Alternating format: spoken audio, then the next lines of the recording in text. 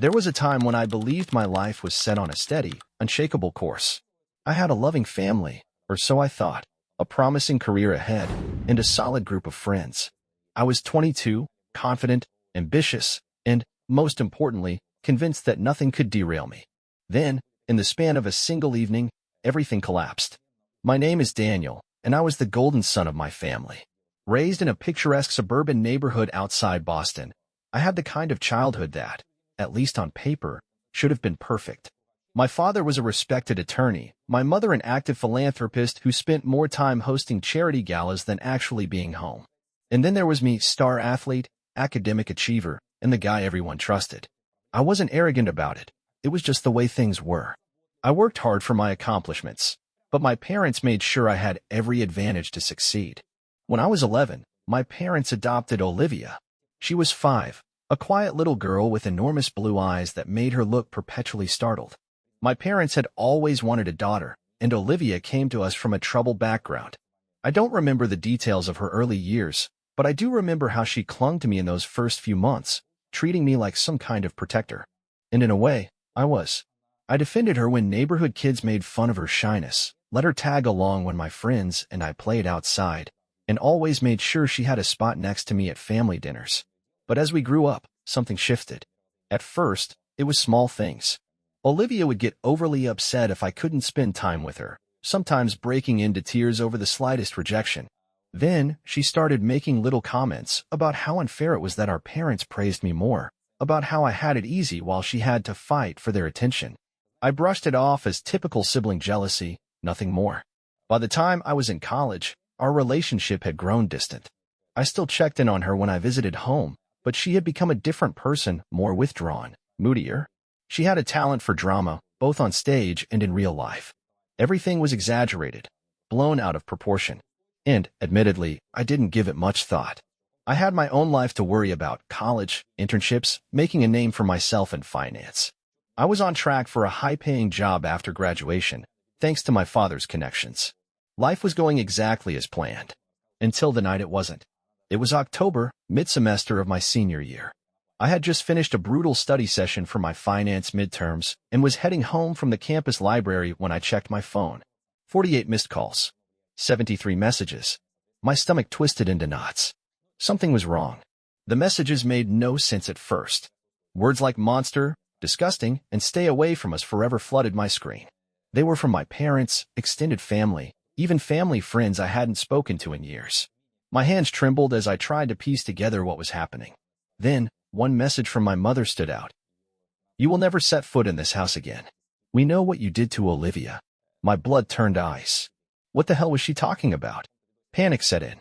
I tried calling my mom, no answer. My dad, straight to voicemail. Olivia? My hand shook as I dialed, but before I could even press call, another message popped up. This time, from my uncle. "Don't come home, Daniel. If you do, we'll make sure you don't walk away this time." I froze. This time? What were they even saying? I needed answers, but every number I tried just led to rejection. In a daze, I drove the 2 hours back to my parents' house, expecting to clear up whatever insane misunderstanding this was. When I pulled into the driveway, I barely had time to shut off the engine before my father stormed out of the house. He wasn't alone. My uncle and 2 of his friends were right behind him, and the look in their eyes made my blood run cold. "Get the hell out of here, you sick bastard," my father roared. I barely had time to react before my uncle yanked open my car door and grabbed me by the collar. "You're lucky we haven't called the cops yet," he spat. "But if you don't leave right now, we will." I shoved him off, my heart pounding. "What the hell is going on?" I demanded. "What did I do?" My father's face contorted in rage. "You know damn well what you did. Olivia told us everything." And just like that, my world shattered. I turned toward the house, expecting Olivia to appear and explain, maybe even to laugh and tell me this was some sick joke. But she wasn't there. Just my mother, standing at the front door, her face pale with shock and fury. "I didn't do anything," I said, my voice breaking. My father's hands clenched into fists. "Don't lie to me, Daniel. She said you've been hurting her for years." She finally got the courage to tell us. "Do you think we wouldn't believe our own daughter?" I felt like I had been punched in the gut. "Dad, I swear on my life, that's not true," I choked out. But it didn't matter. My father wasn't listening. No one was. They had already made up their minds. The next thing I knew, my father tossed a duffel bag at my feet, clothes hastily stuffed inside, like they couldn't even bear to let me pack myself. My uncle, still bristling with rage, took another step forward, his body tense with barely restrained violence. "If you ever come near Olivia again, we'll handle this ourselves. You hear me?" I had never felt so powerless in my life. I wanted to scream, to beg, to demand they see reason, but it was pointless. They had already decided I was a monster. And just like that, I was exiled from my own family, with nowhere to go and no one to believe me. I don't remember much about the drive back to campus. My hands were shaking so badly that I had to pull over twice just to catch my breath. My phone kept buzzing, more messages, more calls, each one hammering another nail into the coffin of my old life. My father's last message played in my head on repeat. "You're dead to us. Don't ever come back." How the hell had this happened? Olivia and I had never been close in recent years, but we had no bad blood, at least, none that I thought could justify this. My mind raced, searching for answers. What had I done to make her hate me enough to destroy my life? I needed someone to talk to, someone who might know what was going on. My first thought was my best friend, Mark. We had been tight since freshman year, and he was the kind of guy who'd have my back no matter what. Or at least, I thought he was. When I called, he actually picked up. For a second, I felt relief until he spoke. "Jesus, man. What the hell is wrong with you?" I froze. "What? Olivia." The stuff she said. It's all over social media, dude. People are talking about it in group chats. Everyone knows.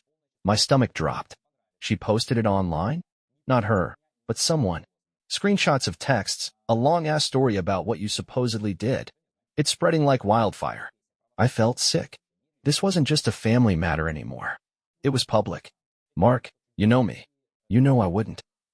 "I don't know, man." His voice sounded hesitant, like he wanted to believe me, but something was holding him back. "I mean, I don't want to think it's true, but why would Olivia lie about something like this?" That question. The same one my parents must have asked themselves. The same one everyone else would ask. Why would she lie? And there was no answer I could give that would satisfy them. I gritted my teeth. "So you believe her?" Mark hesitated. "Look, I just think you should lay low for a while. Maybe talk to a lawyer or something. This is serious, dude." A lawyer. The thought made me want to throw up. I hung up without another word. Mark wasn't on my side. No one was. I needed to see what was being said. I pulled up social media and felt the blood drain from my face. My name was everywhere. Threads, posts, comments from people I barely knew. Someone had posted a long, detailed account of Olivia's accusations. It didn't just say I had assaulted her. It claimed I had been doing it for years. That I was a predator who had threatened her into silence. That I was dangerous. It wasn't just words, either. There were fake text messages, fabricated conversations supposedly between me and Olivia, where I threatened her to stay quiet, where I admitted to things that had never happened. Jesus Christ. I scrolled further, hoping, praying that someone, anyone, would call this out as a lie. But the comments were worse than the post itself. Disgusting. He should be in jail. Someone needs to teach this creep a lesson. How did no one see the signs? I hope he rots. My hands clenched into fists. This was a nightmare. I tried to post a denial, but the moment I did, I was flooded with replies calling me a liar, telling me to shut up, telling me I deserved worse. My own inbox was filled with threats. Some from strangers. Some from people I knew. I was already guilty in their eyes. There was no trial. No investigation. No way to prove my innocence. Just a flood of people ready to destroy me based on a single accusation. I couldn't stay here. I packed what little I had in my dorm room, shoved it into a duffel bag, and left. I didn't know where I was going, just that I had to get as far away as possible. And then, in the middle of my panic, something happened that I never expected. I got a call from Olivia. I stared at my phone, my heart hammering. Why the hell would she be calling me now? For a second, I thought about ignoring it. But I needed answers. I needed to hear it from her. I picked up. "Olivia, what the hell is going on?" Silence on the other end. A quiet sniffle. And then, barely above a whisper. "I didn't mean for this to happen." My breath caught. "What are you talking about?" Another sniffle. A shaky breath. I thought they'd just get mad at you." I didn't think. She cut off. And in that moment, it hit me. She was scared. Not of me. Of something else. "Olivia," I said slowly, my grip tightening on the phone. "Why did you do this?" Her breathing hitched. I can't. Before she could finish, the line went dead. I stared at my phone, my mind racing. She was lying. That much I already knew. But now, hearing her voice, the cracks in her confidence, I realized something else. She hadn't expected this to get so big, which meant someone else had. And now, I had to figure out who. For the first time since my world had collapsed, I felt something other than fear and devastation. Rage. Olivia had just admitted, however vaguely, that she hadn't meant for things to spiral this far. That told me two things. She was lying, and someone else was involved.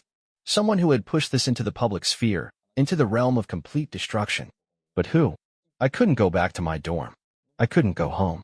My parents were done with me, my friends had either distanced themselves or outright condemned me, and social media was an active war zone against my name. I was completely, utterly alone. I drove aimlessly for hours, circling the city, my mind racing. There was no point in trying to convince my parents. Once they had made up their minds, they wouldn't budge. But Olivia's hesitation on the phone, her shaky voice, meant she wasn't in full control of this either, which meant someone else was pulling the strings. I needed to find out who. The first person I thought of was Josh. Josh had been Olivia's best friend since high school. They were inseparable.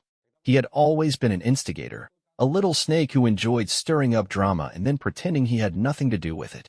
He had never liked me, always made little comments about how I was the perfect child, the golden boy. Olivia and I had drifted apart over the years, but she and Josh had only grown closer. If anyone knew more about this situation, it would be him. I pulled into the parking lot of the diner where he worked night shifts, an old rundown place near the edge of town. Through the rain-speckled windshield, I spotted him inside, wiping down the counter, completely unaware that his world was about to shift. I slammed my car door shut and walked inside, my heart pounding.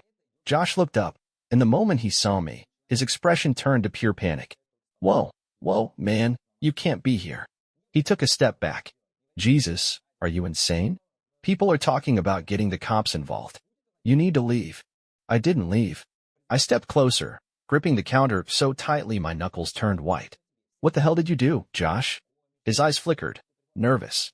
I didn't do anything. This isn't my problem, man. Bullshit. My voice was low, controlled. I talked to Olivia. That got his attention. A tiny flicker of something, worry? Guilt? I pressed forward. She told me she didn't mean for it to go this far. And I know she sure as hell wasn't the one posting fake text online. Josh swallowed, his Adam's apple bobbing. I don't know what you're talking about. Cut the crap. I slammed my hand on the counter, making the waitress jump. Someone turned this into a witch hunt, and I'm guessing it wasn't Olivia. So tell me, Josh, who was it? His hands twitched at his sides. His lips parted like he wanted to say something, but then, just as quickly, he clamped his mouth shut. I can't, he muttered. That was all I needed to hear. I grabbed his collar and yanked him forward across the counter. You ruined my life, I growled. You owe me answers. Josh squirmed, trying to break free. Dude, you don't get it. This is bigger than me now. You think Olivia is the one calling the shots? She's not. She just wanted attention, man. But when the story started spreading, people ran with it. Who? He hesitated. Josh. His eyes darted around the diner, paranoid. Then, voice barely above a whisper, he said a name I hadn't expected. Lauren. I blinked. Lauren Parker? He nodded. She found out about it and started pushing Olivia to go public. She got her friends involved. You know how Lauren is, she's obsessed with this kind of thing.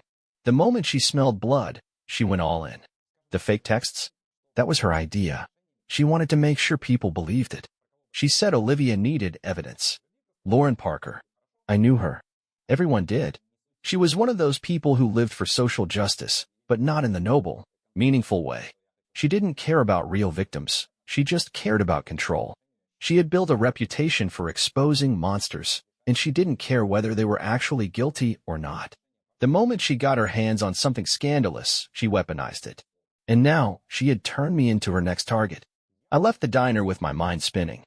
Lauren had taken Olivia's lies and turned them into a campaign. I checked my phone again, scrolling through the threads where people were tearing me apart. Sure enough, Lauren's name appeared over and over.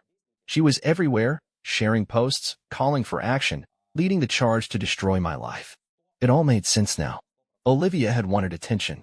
She had wanted to knock me off my pedestal, make our parents love her more. But she had never planned for this. Lauren, though? She had planned for everything. I sat in my car, gripping the wheel, my breath coming fast and uneven. I had two choices. I could disappear, run away, try to rebuild my life from nothing. Or I could fight back. For the first time since this nightmare began, I felt something I hadn't allowed myself to feel. Hope. Because now, I finally knew who the real villain was. And I wasn't going to let her win. I had never thought of myself as a vengeful person.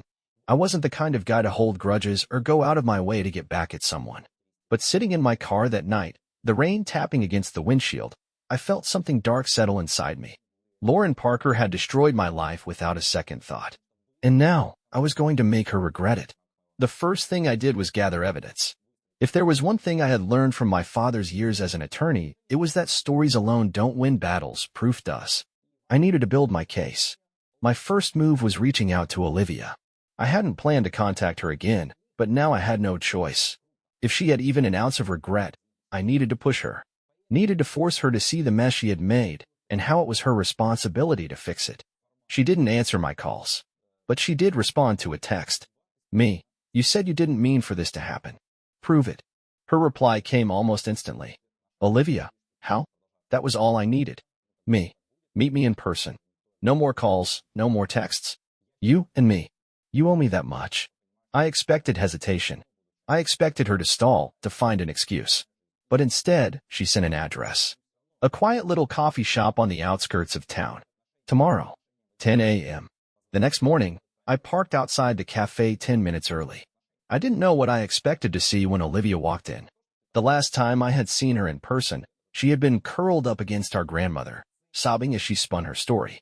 But when she arrived, she looked exhausted. Dark circles under her eyes, shoulders hunched, like she hadn't slept in weeks. Good. She spotted me immediately, hesitated, then walked over. I didn't stand. Didn't offer a greeting. She sat across from me, staring at her hands. The tension was thick, suffocating. Finally, I spoke. Why? Her fingers curled into fists. I don't know. Bullshit. She flinched. I leaned forward, my voice controlled but firm. You ruined my life. You let people believe I was a monster. You let me lose everything. And now that it's too late, you want to act like it was some accident.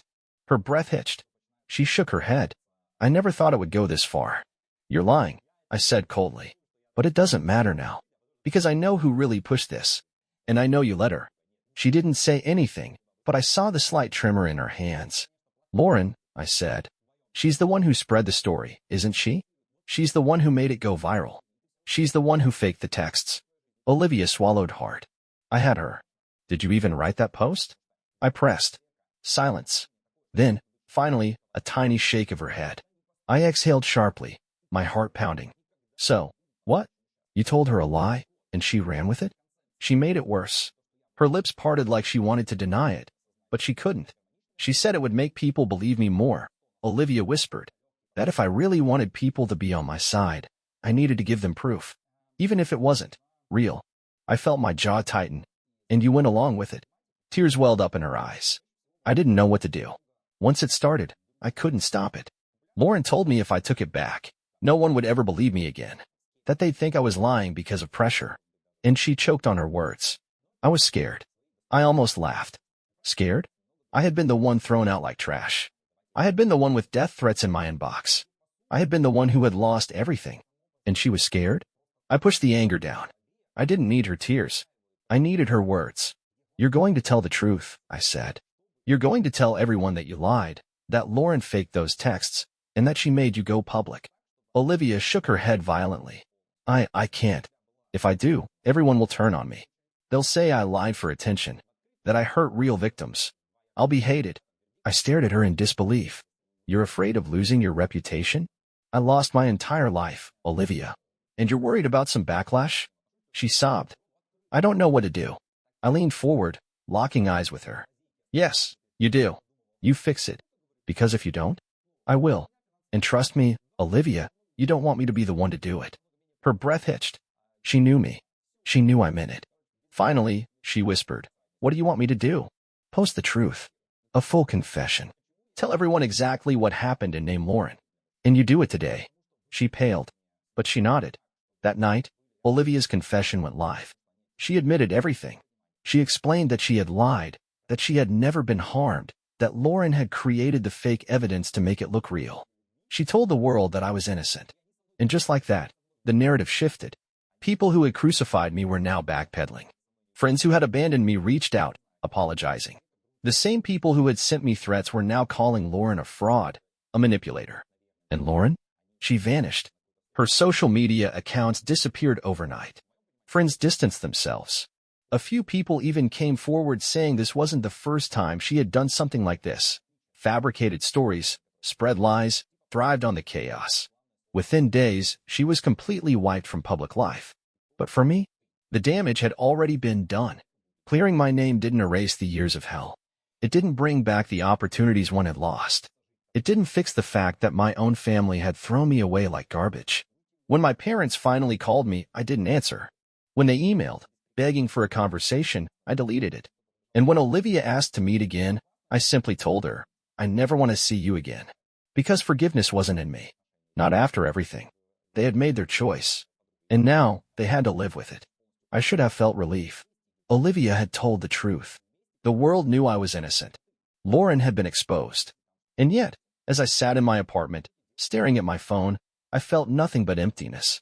Because no confession, no apology, and no public backtracking could undo the damage that had been done. 7 years. 7 years of my life had been stolen from me.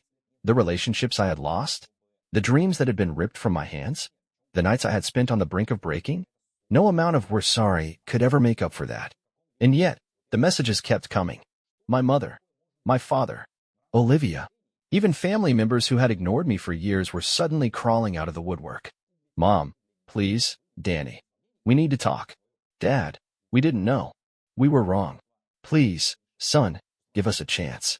Olivia, I don't expect forgiveness, but please. I just want to talk.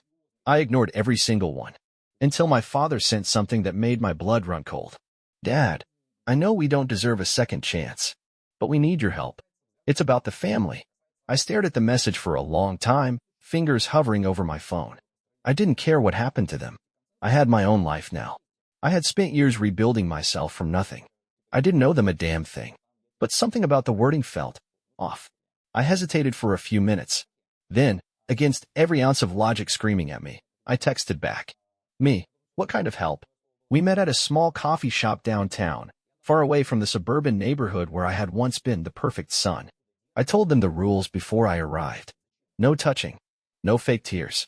No trying to make me forgive you. And most importantly, this was not about our relationship. This was business. When I walked in, my mother was already crying. My father looked like he had aged 10 years. They had fallen apart. Dad's suit was cheap, wrinkled. His once powerful presence was diminished. My mother, always so put together, looked defeated. Good. I sat across from them, arms crossed. Talk. They exchanged a glance. Then, my father sighed. We lost everything. I raised an eyebrow. Not my problem. Mom swallowed hard. Your father's firm took a hit after what happened. People distanced themselves. And after Olivia confessed, it got worse. I didn't say anything. Dad exhaled sharply, rubbing his temples. We had to sell the house. The cars. The vacation property. It's all gone. I had to take a job at a corporate firm. Your mother's been cleaning houses, Mom whispered, her voice barely above a breath. I felt nothing. You deserved it, I said coldly. Mom flinched. Dad looked away. We know, he muttered. We know we failed you. We know we were wrong. And we know we don't deserve anything from you. I leaned back. Then why am I here? Dad's hands curled into fists on the table. Because Olivia is struggling. She can't afford to finish school. She's working dead-end jobs. And she's not doing well. At all. For the first time, I saw something in his eyes that resembled guilt. Mom wiped at her tears. We're not asking for money, Danny. Just some guidance. Some advice. Something to help Olivia get back on her feet. I laughed. Actually laughed. You want me to help the person who ruined my life? Dad shut his eyes. She made a mistake. A mistake. My voice turned sharp. A mistake is forgetting someone's birthday. What she did was malicious. She didn't just lie. She let people believe I was a monster. She let me become homeless. She let me get beaten, abandoned, left for dead. And you too? You helped her. Mom sobbed harder. We know. And we hate ourselves for it. I shook my head. No, you don't. You hate that you lost everything. You hate that you look bad now. You hate that I walked away and built something you can't be a part of. But you don't actually hate what you did. Silence. Then, my father said something I never expected. Danny, we miss you. The words felt hollow. I stared at them both, at the ghosts of the parents I had once adored. People I had trusted with my entire life. I don't care. Mom gasped. I stood up. I have a family now. People who actually care about me. People who stood by me when you wouldn't. I pushed my chair in. You? You're nothing to me. My mother reached for me, but I stepped back. This was a mistake, I said. Don't contact me again. I turned to leave. And then Olivia walked in. I froze. She looked worse than she had at the cafe. Paler. More hollowed out. Like she had lost something she couldn't get back. And when she saw me, her eyes filled with tears. Danny. No, my voice was like steel. You don't get to say my name like that. She swallowed hard. Please. Just hear me out. I glanced at my parents. Their faces were filled with hope. Hope that maybe, just maybe, I would fold. That I would let them back in. That I would give them what they wanted. I turned back to Olivia. No. Her breath caught. My voice didn't waver. You killed the version of me that loved you. That cared about you. That would have done anything for you. That person is dead. And you're the one who buried him. She broke down into sobs. My mother begged. My father pleaded. But I was done. I walked out of that cafe and never looked back. 2 years later, I built my life from nothing. I became a success on my own terms. I married a woman who loved me for who I truly was. We had our first child, a beautiful baby girl. And on the day she was born, I made a silent promise. I would never, ever let her feel the kind of betrayal I had felt. I didn't need revenge. I didn't need closure. Because my success? That was enough. And my family? They were nothing but ghosts. 2 years had passed since that final meeting. 2 years since I had walked away from the people who had once been my family. And in those 2 years, I had rebuilt everything they had tried to take from me. I had a thriving career in security management. I had a home of my own, bought with my money. I had a wife who had stood by me through it all. And now, I had a daughter. Holding her for the first time in the hospital room, feeling her tiny fingers curl around mine, I knew without a doubt, I had won. They hadn't broken me. They had tried. God, had they tried. They had thrown me out, let me rot, let me suffer. But I had clawed my way back. And now? Now, I was the one with everything.